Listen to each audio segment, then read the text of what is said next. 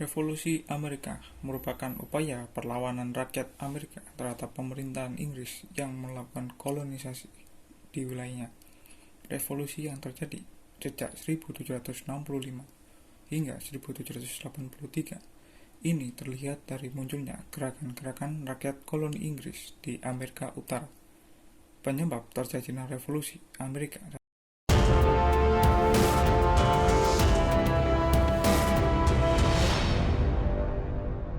Revolusi Amerika salah satunya karena adanya rasa tidak puas rakyat koloni terhadap kebijakan Inggris di Amerika.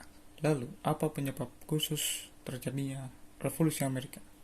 Terjadinya Revolusi Amerika atau Perang Kemerdekaan Amerika adalah peristiwa Boston Tea Party. Peristiwa Boston Tea Party adalah protes yang dilakukan oleh rakyat Amerika dengan menyerang kapal-kapal Inggris yang membuang ratusan peti kayu yang di dalamnya berisi teh.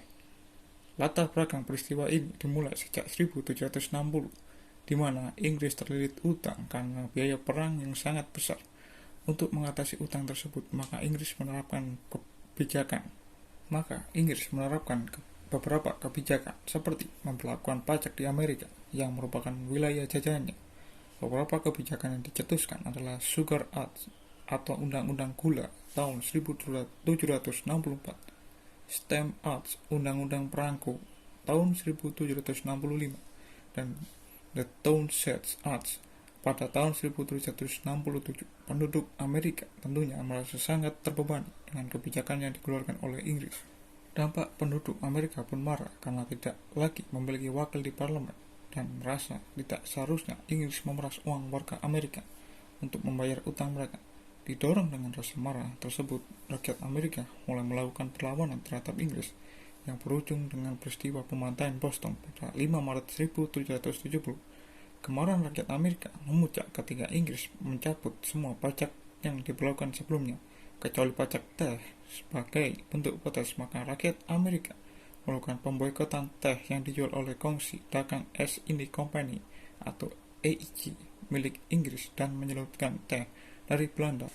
Pencabutan menanggapi kejadian itu, Parlemen Inggris mengeluarkan teh undang-undang pada 10 Mei 1773 guna memperbesar monopoli hingga ke seluruh koloninya. Dengan adanya kebijakan baru itu, Inggris semakin dianggap bersikap seenaknya oleh penduduk Amerika.